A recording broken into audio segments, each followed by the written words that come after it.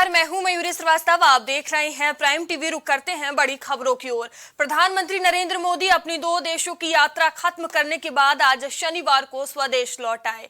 वे Greece से सीधे बेंगलुरु पहुंचे और इसरो के कमांड सेंटर में वैज्ञानिकों से मुलाकात की है। पीएम ने इसरो के वैज्ञानिकों को सैल्यूट किया और उन्हें इस मिशन के लिए बधाई दी। पीएम ने कहा कि चंद्रमा का जिस हिस्से पर हमारा चंद्रयान उतरा है, भारत ने उस स्थान के भी नामकरण का फैसला लिया है। जिस स्थान पर चंद्रयान 3 का मून लैंडर उतरा है, अब उस पॉइंट को शिव भक्ति के नाम से जाना जाएगा। उन्होंने कहा, चंद्रमा के जिस स्थान पर चंद्रयान 2 अपने पद चिन्ह छोड़े हैं, वह पॉइंट अब तिरंगा कहलाएगा। ये तिरंगा पॉइंट भारत के हर प्रयास की प्रेरणा बनेगा। ये तिरंगा पॉइंट हमें सीख देगा कि कोई भी विफलता आखिरी नहीं होती। बता दें कि पीएम मोदी ने बड़ा ऐलान करते हुए 23 अगस्त को नेशनल डे मनाने का फैसला किया है। आप जानते हैं कि स्पेस मिशंस के टच डाउन पॉइंट को एक नाम दिए जाने की वैज्ञानिक परंपरा है। चंद्रमा के जिस हिस्से पर हमारा चंद्रयान उतरा है, भारत ने उस स्थान के भी नामकरण का फैसला लिया है।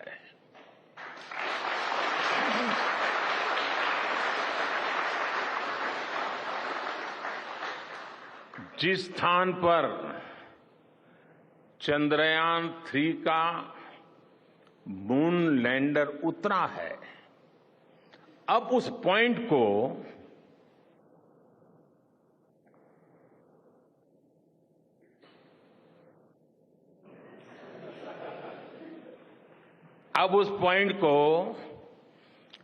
शिव शक्ति के नाम से जाना जाएगा। और अधिक जानकारी के साथ हमारे सहयोगी विवेक हमसे जुड़ चुके हैं। विवेक, देखिए, स्वदेश लौटते ही प्रधानमंत्री मोदी ने बड़ा ऐलान किया है। उन्होंने कहा कि 23 अगस्त को अब नेशनल स्पेस डे के रूप में मनाया जाएगा। और क्या कुछ कहा है प्रधानमंत्री मोदी ने? देखिए मयूरी, अगर बात की जाए तो जिस तरीके से 23 अगस्त का दिन निर्धारित किया गया था कि चंद्रमा पर चंद्रयान 3 की सॉफ्ट लैंडिंग होगी और सफलतापूर्वक इसरो ने इसको करके दिखाया भी है। 23 अगस्त को 5:45 पर यह प्रोसेस शुरू हुआ और लगभग 6:04 पर विक्रम लैंडर जो है चंद्रयान 3 का, वो चंद्रमा की साउथ पोल पर सॉफ्ट लैंडिंग करने में कामयाब रहा। और इसरो की एक बहुत बड़ी कामयाबी स्पेस के नज़रिए से देखे, अंतरिक्ष के नज़रिए से देखे, या फिर जो मिशन मून की बात लगातार हो रही थी, 2008 से मिशन मून चल रहा था, तो कहीं ना कहीं सबसे बड़ी कामयाबी हासिल हुई चंद्रयान 3 जिस तरीके से साउथ पोल पर लैंड हुआ। उसके बाद अगर बात की जाए तो 2 देशों की यात्रा से लौटे देश के प्रधानमंत्री सीधे बेंगलुरु पहुंचे। वहां इसरो के वैज्ञानिकों को संबोधित किया, उनको बधाई दी, उनको शुभकामनाएं दी और इनको इनकरेज किया, क्योंकि इससे पहले हमने देखा है कि के सिवान के नेतृत्व में इसरो ने चंद्रयान 2 भेजा था, जिसका संपर्क लैंडर से टूट गया था। और कहीं ना कहीं उसकी जो खींच थी वो इसरो के वैज्ञानिकों के अंदर थी, जिसके बाद लगातार 4 साल की उनकी मेहनत लगी और चंद्रयान 3 जैसे एक सक्सेसफुल मून मिशन को कामयाबी मिली। इसरो के वैज्ञानिकों ने काफ़ी मेहनत की और बात करें तो देश के प्रधानमंत्री ने उनको संबोधित किया आज के दिन और साफ तौर पर कहा कि 23 अगस्त के दिन को नेशनल स्पेस डे घोषित किया जाता है। इसके साथ ही साथ उन्होंने कहा कि जिस तरीके से लगातार जब कोई सैटेलाइट किसी ग्रह पे जाता है तो जहां वो लैंड करता है, जिस पॉइंट को टच करता है, तो अगर बात की जाए तो उसको एक नाम दिया जाता है, नामकरण किया जाता है। तो चंद्रयान 3 ने चांद के जिस सतह के हिस्से को छुआ है उसको शिव शक्ति, और चंद्रयान 2 ने जहां अपने पद चिन्ह रखे थे उसका नाम तिरंगा रखने की घोषणा देश के प्रधानमंत्री नरेंद्र मोदी ने की है। मयूरी। विवेक, जिस तरह से ये नामकरण किया गया है, ये लोगों में एक अच्छा संदेश जाएगा, युवाओं को इससे प्रेरणा मिलती रहेगी।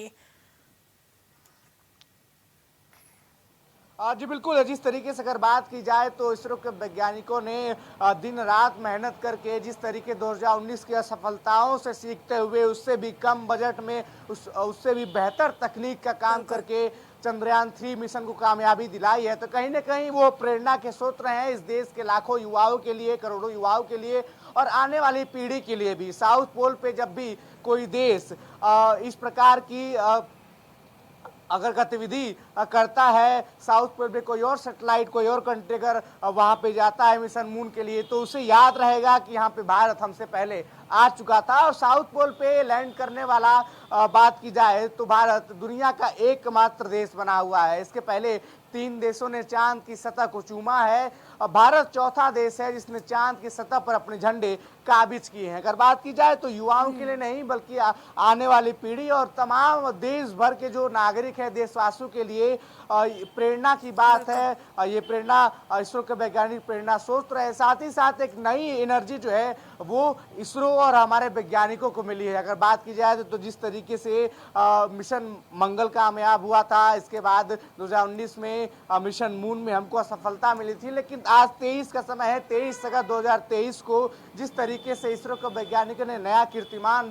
रचा है, चंद्रयान 3 ने एक सफल सॉफ्ट लैंडिंग की है, उस लिहाज से 23 अगस्त की तारीख को नेशनल स्पेस डे घोषित करना कहीं न कहीं इसरो के वैज्ञानिकों के लिए वो ट्रिब्यूट है। एक बात की जाए तो विक्रम साराभाई से लेकर तमाम जितने भी बड़े पदाधिकारी इसरो के रहे हैं, जिनकी अथक प्रयासों के बावजूद इस स्थान पे आज भारत अंतरिक्ष क्षेत्र में खड़ा है, उन सबको एक ट्रिब्यूट होगा और सभी वैज्ञानिकों जो इस मिशन में लगे हुए थे और उनको एक सच्ची शुभकामनाएं भी होगी। मयूरी जी, धन्यवाद विवेक हमसे जुड़ने के लिए तमाम जानकारियों के लिए। तो बता दें कि प्रधानमंत्री मोदी ने ऐलान किया है अब 23 अगस्त को स्पेस डे के रूप में मनाया जाएगा।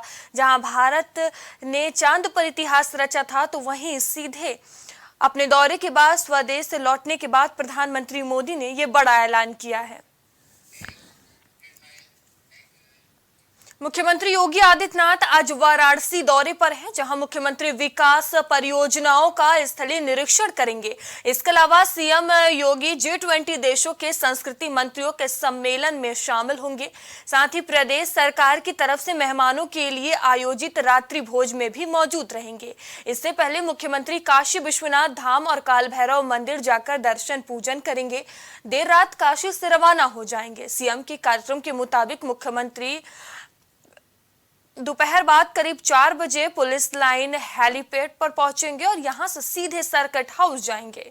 नदेसर स्थित होटल में रात्रि भोज में शामिल होंगे। तो बता दें कि वाराणसी के दौरे पर सीएम योगी आदित्यनाथ रहेंगे, जहां वो G20 सम्मेलन में शिरकत करेंगे, तमाम कार्यक्रमों में हिस्सा लेंगे। और इस खबर पर अधिक जानकारी के साथ हमारे सहयोगी विवांशु से जुड़ चुके हैं। विवांशु, देखिए मुख्यमंत्री योगी आदित्यनाथ वाराणसी के दौरे पर रहेंगे, क्या कुछ उनके कार्यक्रम होंगे, क्या कुछ पूरा शेड्यूल?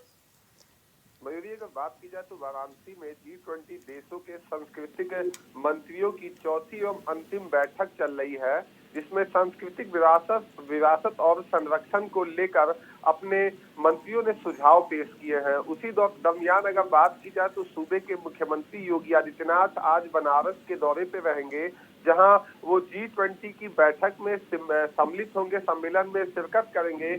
और बात की जाए तो तमाम जो अलग अलग देशों के प्रतिनिधि हैं, उनसे अपने विचारों को रखते हुए नजर आएंगे। और देर शाम G20 देशों के जो प्रतिनिधि भारत के मेहमान बन के आए हैं, उनके साथ भोज करेंगे। उत्तर प्रदेश का जो यूपी मॉडल है, उसको कहीं ना कहीं रखने का प्रयास करेंगे। उसी क्रम में आपको बताएं कि जब मुख्यमंत्री योगी आदित्यनाथ बनारस के दौरे पे जाएंगे, तो बनारस के अंदर में विभिन्न परियोजना केंद्र सरकार और राज्य सरकार के लगातार कहीं ना कहीं विकास कार्य जारी है, उसकी समीक्षा करेंगे कि किस तरह का कार्य हो रहा है। 24 से पहले केंद्रीय जो परियोजनाएं हैं उनको संपन्न करना है, उसके संबंध में अधिकारियों से जायजा लेंगे। साथ ही साथ उत्तर प्रदेश सरकार के द्वारा जो तमाम विकास कार्य किए जा रहे हैं उसके संबंध में जायजा लेंगे। साथ ही साथ तमाम पार्टी के बड़े पदाधिकारी भी मुलाकात करेंगे 2024 के चुनाव के लिहाज से। इस बैठक को मुख्य रूप से G20 सम्मेलन में देखा जा रहा है। देखने वाली बात ये होगी कि आज 20 देशों के जो तमाम सांस्कृतिक मंत्रियों का समूह भारत में एक अतिथि बनकर आया हो, उनके समक्ष मुख्यमंत्री जो एक वसुधैव कुटुंबकम का एक नारा के तहत कहीं ना कहीं स्वागत करते हुए नजर आते हैं। तो किस तरह से वो उस पर काम करते हैं, क्योंकि थीम भी इसी आधार पर है। अगर बात करें तो 170 डेलीगेट इसमें शामिल है। और अगर देखा देखा जाए तो वसुधैव कुटुंबकम का एक ही नारा है कि एक पृथ्वी, एक परिवार और एक भविष्य। इन तमाम नारों के साथ मुख्यमंत्री वहां तमाम जो अतिथि आए हैं उनका अभिवादन करेंगे और उत्तर प्रदेश के बनारस आने को में और इस बैठक को लेकर कहीं ना कहीं उनके आने पर धन्यवाद अर्पित करेंगे। जी विवांशु, देखिए जैसा अभी आपने बताया तमाम कार्यक्रम होंगे, तमाम मेहमान शिरकत कर रहे हैं, तो किस तरह की तैयारियां देखने को मिल रही हैं, किस तरह के सुरक्षा का इंतजाम? जी बिल्कुल, अगर बात की जाए सुरक्षा के लिहाज से तो G20 के अंदर में कहीं ना कहीं तमाम देशों के प्रतिनिधि आए हैं, साथ ही साथ मुख्यमंत्री योगी आदित्यनाथ वहां जा रहे हैं और साथ ही अगर बात की जाए तो तमाम बड़े प्रदेश के अधिकारी वहां मौजूद रहेंगे। इस लिहाज से सुरक्षा के पूरे कड़े इंतजाम किए गए हैं और प्रोटोकॉल के मुताबिक जब मुख्यमंत्री का दौरा होता है कहीं पे भी तो उनकी एसपीजी की सिक्योरिटी उनके जाने से पहले ही वो मौके पर पहुंचकर और सुरक्षा के इंतजाम को दुरुस्त कर लेती है और 3 लेयर की जो सिक्योरिटी होती है उसमें 8 तक एसपीजी का होता है। एसपीजी मुख्यमंत्री के जाने के पहले ही वहां पहुंचकर जायजा लेकर सिक्योरिटी के पूरे इंतजाम कर देती है। और बात की जाए बनारस के अंदर में जहां G20 का कार्यक्रम चल रहा है उन रूटों पर पूरी तरह से डाइवर्ट किया गया है जिससे अनावश्यक भीड़ सड़कों पर न इकट्ठा हो सके। साथ ही अगर बात की जाए तो विकास कार्यों की समीक्षा के दौरान तमाम पुलिस फोर्स उनके साथ मौजूद रहेगी। और बात करें तो आजकल पुलिस जब भी मुख्यमंत्री का दौरा होता है तो हाईटेक सिक्योरिटी यानी कि ड्रोन, बॉडी वॉर्म कैमरे से कहीं ना कहीं निगरानी रखती है। अगर बात की जाए तो आज सांस्कृतिक मंत्रियों की बैठक में 4 अहम मुद्दों पर चर्चा होनी है। सांस्कृतिक संपदा और संरक्षण, जीवन शैली, पर्यावरण और भाषा का बचाव, पारंपरिक कला और रचनात्मक अर्थव्यवस्था को बढ़ावा देना और संस्कृति के सहेजना और डिजिटल तकनीक का लाभ उठाना। इन 4 विषयों पर कहीं ना कहीं मुख्यमंत्री आज तमाम अतिथियों के सामने अपनी बात को रखते हुए नजर आएंगे। जी धन्यवाद विवांशु, हमसे जुड़ने निकला तमाम जानकारियों के लिए।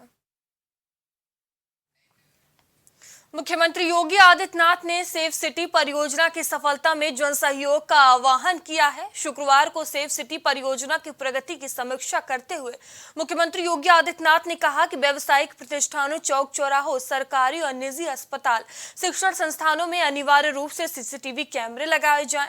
आम जन, व्यापारियों, संस्थान संचालकों को जागरूक कर उन्हें क्राइम कंट्रोल में सीसीटीवी के महत्व को बताया जाए और सीसीटीवी कैमरे लगाने के लिए प्रेरित करें। मुख्यमंत्री ने कहा कि लोग अपनी सुविधा अनुसार अपने सीसीटीवी फुटेज का डेटा अपने पास ही सुरक्षित रख सकते हैं, लेकिन यह सुनिश्चित किया जाना चाहिए कि आवश्यकता पड़ने पर फुटेज केवल पुलिस को ही उपलब्ध कराई जाएंगी।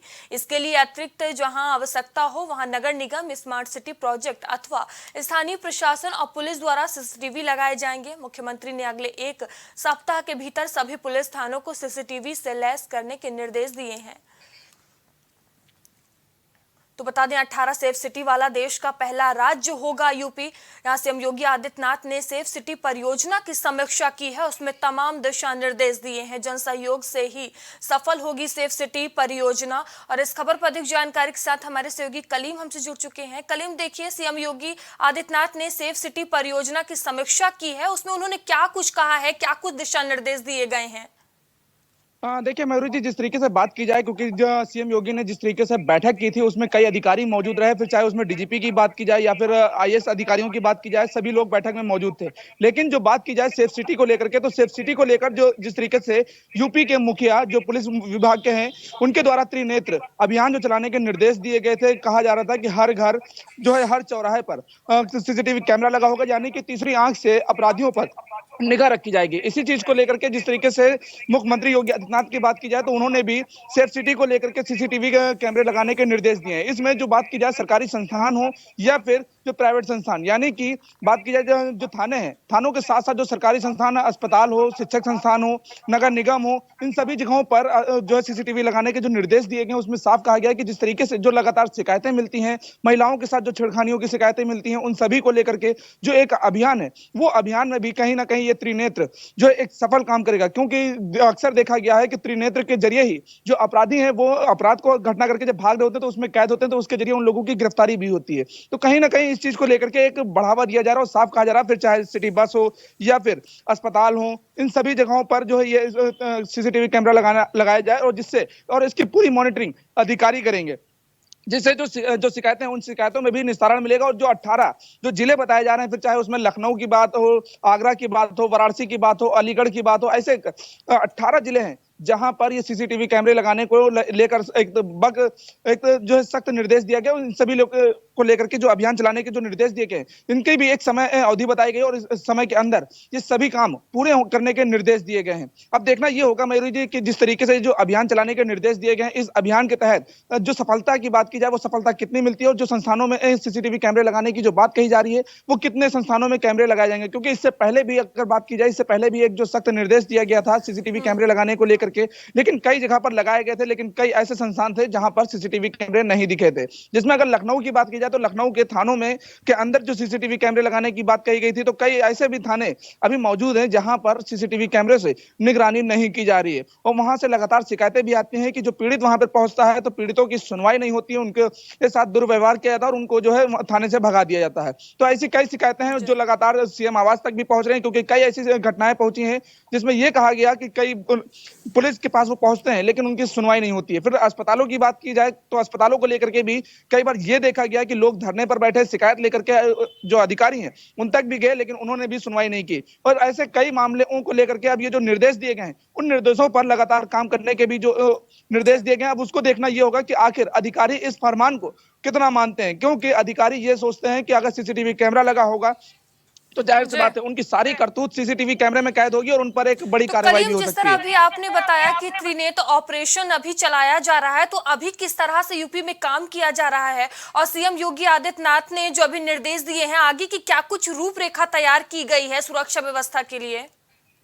देखिए, रूपरेखा की जो बात की जाए तो रूपरेखा जो तैयार की गई उसमें यह कहा जा रहा है कि जो त्रिनेत्र यानी कि जो सीसीटीवी कैमरे को त्रिनेत्र का नाम दिया गया है, वो घरों के बाहर जिस तरीके से लगाए जाते हैं वो केवल अपने घरों की सेफ्टी के लिए लगाए जाते हैं। लेकिन अब जो गलियारे हैं, जो बच्चे हैं, उनको भी इस चीज के लिए जागरूक करने की बात कही गई। और इसके साथ साथ जो स्कूल और संस्थान है वहां पर जाकर के कहा गया है, जो अधिकारी हैं उनसे कहा गया है कि साफ हो जाएं, बच्चों से जुड़े और बच्चों को इस मामले में जागरूक करें। और बड़े बूढ़े जो सभी लोग हैं उनके बीच पहुंचे और उनको भी इस मामले को लेकर के जागरूक करें। क्योंकि जो त्रिनेत्र है वो जब घरों के बाहर लगा रहेगा, चौराहों पे लगा रहेगा, क्योंकि अभी तक तो आईटीएमएस कैमरे से पूरी निगरानी होती थी। जो बड़े घर हैं या बड़े जो संस्थान है या फिर चाहे मिष्ठान की बात की जाए, जो कोचिंग सेंटर है उनके बाहर देखी जाए तो ऐसे जगह पर लगा होता था। लेकिन जो गलियों के बाहर है वो घरों के बाहर सीसीटीवी कैमरे नहीं लगे रहते थे। लेकिन जब घटनाएं होती तो घटनाओं के लिए सबसे पहले जो निगाह उठती है वो सीसीटीवी कैमरे की तरफ उठती है कि सीसीटीवी कैमरा अगर लगा है तो उसमें कहीं ना कहीं ये घटना कैद हुई होगी। तो इन सभी चीजों को लेकर के जो अभियान चलाया गया और जो एक लोगों से जुड़ने की जो बात कही गई कि पुलिस जो आम जनमानस से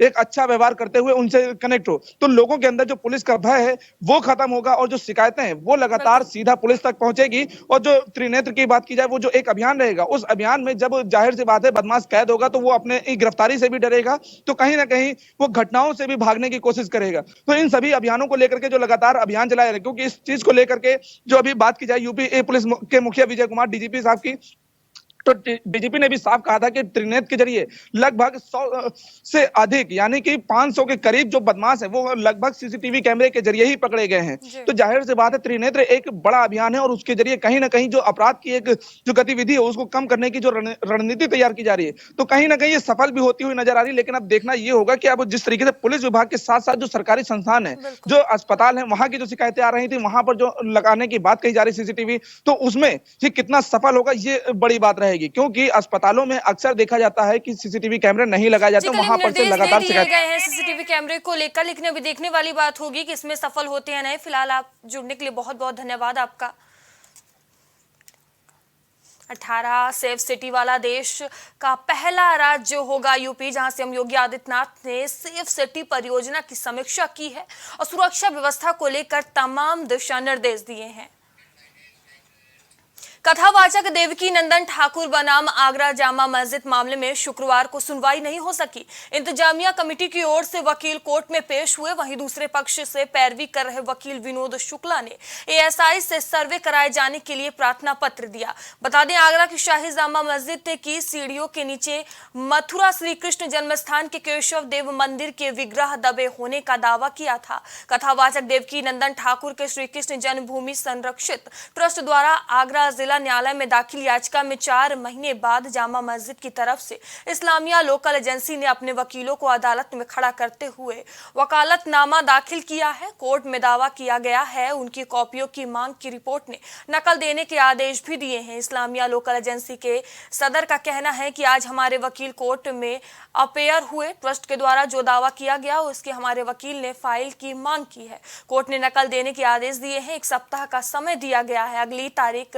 21 सितंबर को सुनवाई होगी। जामा मस्जिद का आगरा कोर्ट से लेकर सुप्रीम कोर्ट तक लड़ाई लड़ी जाएगी। और प्रतिवादी नंबर 1 की तरफ से मिस्टर फारूक और अदर एडवोकेट्स अपियर हुए। उन्होंने ये एप्लीकेशन दी कि भाई मुझे इस दावे वगैरह की कॉपियाँ दिलाई जाएँ। कोर्ट ने उन्हें नकल दिलाने के आदेश पारित किए, मैं उन्हें नकलें दे दूंगा। इसके अलावा थर्ड पार्टी की तरफ से भी एडवोकेट अपियर हुए, उनकी एप्लीकेशन का भी मैंने जवाब दाखिल किया है। इसके अलावा एक पार्टी बनने की एप्लीकेशन आर्कियोलॉजी डिपार्टमेंट की मैंने दी, उसकी सुनवाई के लिए भी न्यायालय ने 23 तारीख लगाई। विग्रह दबे हैं, 4 माह से मुस्लिम पक्ष की ओर से कोई नहीं गया, जामा मस्जिद प्रबंधन कमेटी भी नहीं गई। आज वकील वहां पर पेश हुए हैं, क्या कुछ सुनवाई में रहा? कुछ सुनवाई में नहीं रहा। हमेशा इस दावे को सरासर जो है नकारते हैं। ये सिर्फ हाईलाइट होने के लिए दावा करा गया है और कुछ नहीं है। और रही बात इसके दावे की, तो दावे में हमने आज हमारे वकील अपेयर हुए हैं। अपेयर होके पहले तो पूरी फाइल मांगी है, ये क्या है क्या नहीं क्या मैटर है, पहले फाइल पढ़ लें। उसके लिए हमको जो है 1 हफ्ते का टाइम दिया गया है। 1 हफ्ते में फाइल हमें वो मुहैया कराएंगे और उसके बाद हम देखेंगे क्या है क्या नहीं है, तथ्यों पे जाएंगे, सारी चीज़ें सोचेंगे, समझेंगे, जानेंगे और उसी हिसाब से फिर देखेंगे। 21 तारीख की उसकी डेट पड़ी हुई है। और इस खबर पर अधिक जानकारी के साथ आगरा से हमारे सहयोगी जिशान अहमद हमसे जुड़ चुके हैं। जिशान, देखिए जामा मस्जिद मामले में सुनवाई टली है, क्या वजह है सुनवाई टलने की? देखिए मयूरी, बिल्कुल मैं आपको बता दूं, 4 माह पहले मथुरा के देवकीनंदन ठाकुर जो महाराज हैं उनकी ओर से आगरा कोर्ट में एक याचिका डाली गई थी, जिसमें उन्होंने दावा किया था कि जामा मस्जिद की सीढ़ियों के नीचे केशव देव मंदिर के विग्रह दबे हैं।